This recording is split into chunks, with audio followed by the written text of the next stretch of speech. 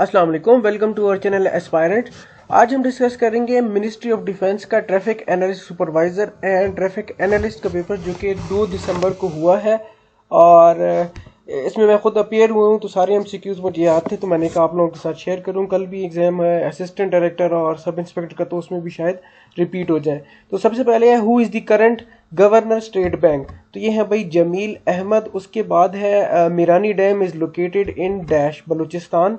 Who is the current Pakistan ambassador to China. तो भाई ये है मुइनुल हक। आजकल जो है वो मुइनुल हक है। फॉर पे है who is assigned as Pakistan special representative to Afghanistan. तो ये है भाई मोहम्मद सादिक। उसके बाद है Christian Barnard perform the first heart surgery. ठीक है, वो कहाँ पे की थी? तो वो की थी साउथ अफ्रीका में। और उसके बाद है नंबर 6 पे है first ambassador of Pakistan to UNO. तो वो है अहमद शाह पत्रस बुखारी।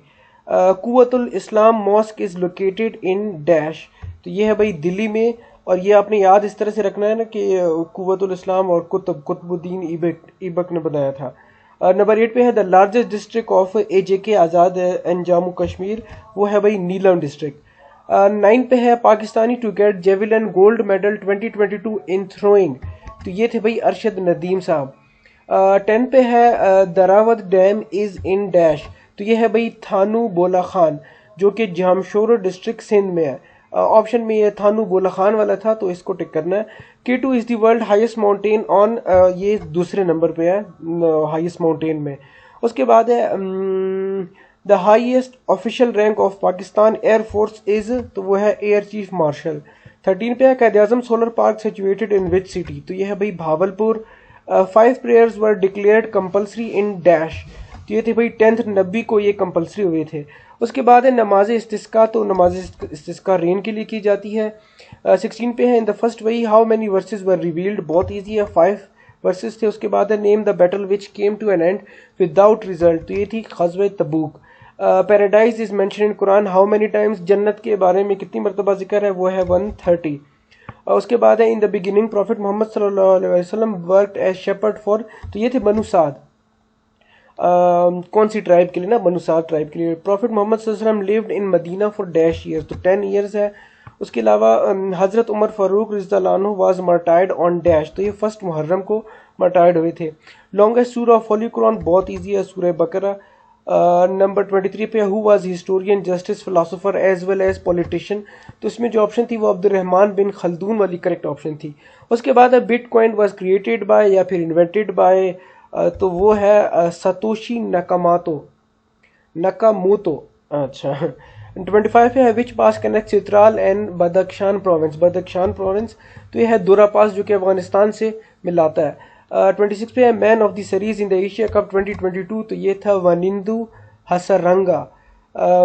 27 पे है United States completed its withdrawal from Afghanistan on dash 31 August 2021।